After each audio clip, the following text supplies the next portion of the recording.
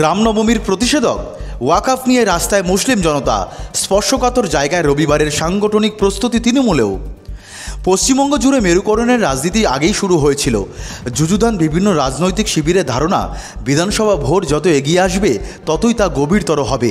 আগামী রবিবার রামনবমীর আগে শুক্রবার তারই মহড়া হয়ে গেল। কেন্দ্রীয় সরকারের ওয়াকফ বিল নিয়ে মুসলিম অধ্যুষিত পাক সার্কাসে নেমে পড়ল জনতা, যারা একদিকে যেমন সমস্বরে নরেন্দ্র মোদী তথা কেন্দ্রীয় সরকারের ভূমিকা বিরুদ্ধে সরব হয়েছে, তেমনি প্রশংসা করেছে বাংলার শাসক দল তৃণমূলের ভূমিকার।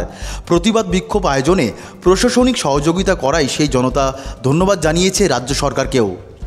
আগামী রবিবার রামনবমীর দিন অশান্তির আশঙ্কা রয়েছে প্রশাসনের অন্দরে। সেই আশঙ্কা থেকেই মুখ্যমন্ত্রী মমতা বন্দ্যোপাধ্যায় স্বয়ং রাজ্য প্রশাসনকে তৈরি থাকার নির্দেশ দিয়েছেন। দেখা গেল রামনবমীর 48 ঘন্টা আগেই ওয়াকফ নিয়ে রাস্তায় নেমে পড়ল একাধিক মুসলিম সংগঠন। শুক্রবার দুপুর থেকে বিকেল পর্যন্ত ওয়াকফ সংশোধনী বিলের প্রতিবাদে পাক সার্কাসের দখল কার্যত চলে গিয়েছে সেই সব সংগঠনের লোকজনের হাতে, যাকে অনেকেই আসন্ন রামনবমীর আগাম প্রতিষেধক হিসাবে ব্যাখ্যা করেছেন।